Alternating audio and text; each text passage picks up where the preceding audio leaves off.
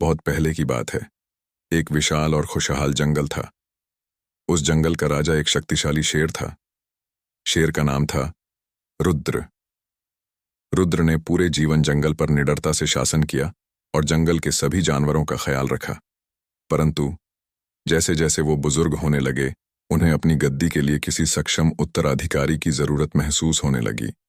एक दिन रुद्र ने घोषणा की कि वह जंगल के नए राजा के लिए एक प्रतियोगिता आयोजित करेगा। इस प्रतियोगिता में जो जानवर प्रभावशाली साबित होगा, वही नया राजा बनेगा। इस प्रतियोगिता में शेर ने एक कठिन चुनौती रखी, जंगल में सबसे गहरे और खतरनाक गुफा से एक विशेष हीरा लाने की। जंगल के सभी जानवर इस घोषणा से चकित और चिंतित हो गए। कौन इस खतरनाक काम को करेगा और कैसे? मगर एक जानवर था जो इस चुनौती को स्वीकार करने का साहस जुटा पाया। वह जानवर था जुगनू लोमड़ी। जुगनू एक बहुत ही चतुर और सोच समझ वाला जानवर था।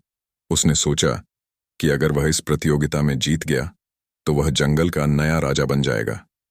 इसलिए उसने अपना अद्वितीय योजना बनाई और गुफा की ओर बढ़ चला। गुफा तक पहुंचने के लिए उसे घने जंगलों से होकर गुजरना पड़ा, जहां कई खतरों का सामना करना पड़ा। जैसे ही वह गुफा के करीब पहुंचा, उसने महसूस किया कि गुफा में न केवल अंधेरा है, बल्कि कई जंगली जानवर और खतरों से भरी हुई है, जिन्हें पार करना बहुत मुश्किल है। लेकिन जुगनू ने हार नहीं मानी।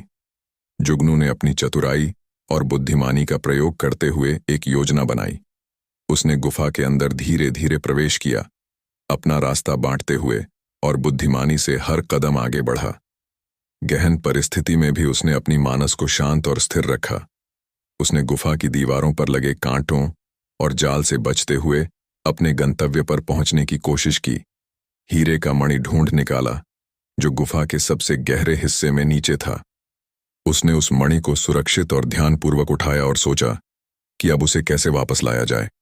उसने अपने अनुभव का इस्तेमाल किया और धीरे धीरे, साथ ही साथ सतर्कता से उस खतरनाक गुफा से बाहर निकला। जंगल के बाकी जानवर बहुत उत्सुक थे कि कौन इस चुनौती को पूरा कर पाएगा।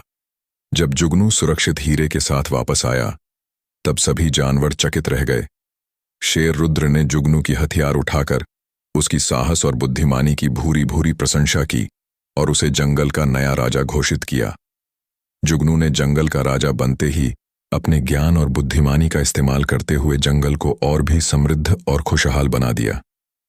उसने हमेशा सत्य और न्याय का पालन किया और बच्चों को भी सिखाया कि कैसे बुद्धिमानी से चुनौतियों का सामना किया जा सकता है।